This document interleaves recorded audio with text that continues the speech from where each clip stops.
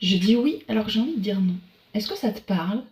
Ou alors, est-ce que tu attends d'être à bout pour exploser et après tu culpabilises?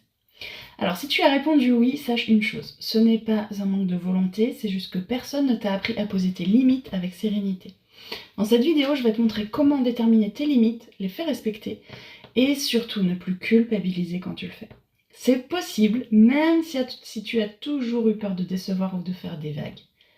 Alors, tout d'abord, est-ce que tu peux imaginer un quotidien où tu peux dire non sans trembler, sans t'excuser, où tu ne ressens plus cette boule au ventre quand quelqu'un te demande quelque chose, où tu te sens respecté, écouté, aligné, tu ne t'épuises plus à tout faire pour les autres et tu cesses de te battre entre je devrais et je n'ai plus la force.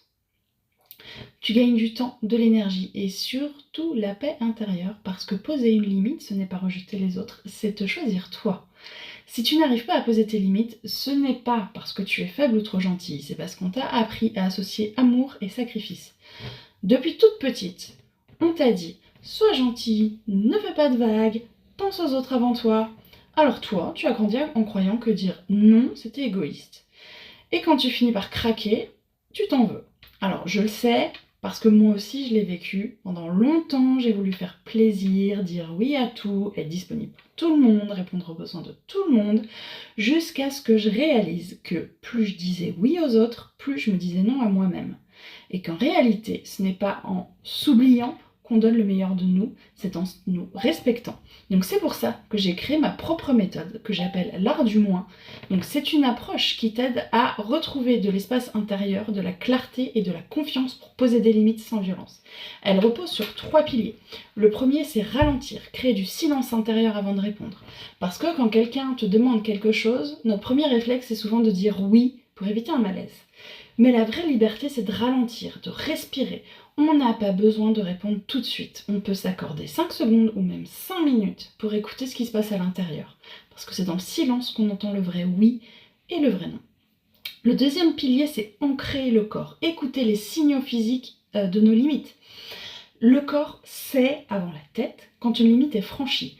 Quand on dit oui alors qu'on pense non, il y a une tension, un serrement dans la poitrine, la gorge qui se ferme. Donc tout ça, ce sont des signaux. Et plus on les observe, plus on devient capable de poser des limites avant même d'exploser. Le troisième pilier, c'est choisir et ajuster. Dire non sans s'excuser, puis ajuster avec bienveillance. Poser une limite, c'est choisir de se respecter et ça ne veut pas dire être dur. Tu peux dire non avec douceur, comme par exemple « je t'entends, mais je ne peux pas maintenant » ou « merci pour ta demande, mais je préfère me reposer aujourd'hui ». Et puis tu peux ajuster si besoin. Tu observes la réaction des autres, tu ajustes ton ton, ton timing, mais pas ton intégrité. C'est là que la magie va opérer. Tu vas poser des limites sans colère et sans culpabilité. Alors pour ma part, quand j'ai commencé à poser mes limites, j'avais peur de décevoir, de perdre des liens, d'être mal vue.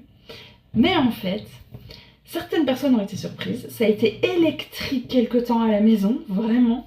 Mais quand mes besoins ont été entendus, tous les membres de la famille ont réussi à partager leurs limites à leur tour et ça a tout changé. On a retrouvé une énergie folle. Et même aujourd'hui, les femmes que j'accompagne et qui utilisent cette méthode me disent la même chose. Je me sens légère, je dors mieux, je n'ai plus besoin de me justifier. Poser des limites, c'est un acte d'amour envers soi et envers les autres. Parce que quand on fait quelque chose sans en avoir envie, même si on a l'impression de le faire de bonne foi, l'énergie n'est pas la même que quand on le fait avec envie. Donc, finalement, si on prive les autres de notre amour, on prive les autres de notre amour quand on se prive de notre amour nous-mêmes. Donc, si tu veux apprendre à poser tes limites sans culpabiliser, tu peux commencer déjà par appliquer ces 3 piliers que je viens de te donner. Mais si tu veux aller plus loin dans la méthode de l'art du moins, tu peux cliquer sur le lien sous la vidéo, tu y trouveras toutes les informations. Cette méthode n'est pas pour toi si tu veux quelque chose de rapide pour imposer ton autorité.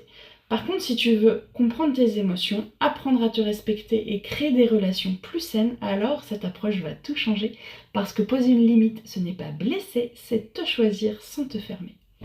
On se retrouve très vite dans une prochaine vidéo.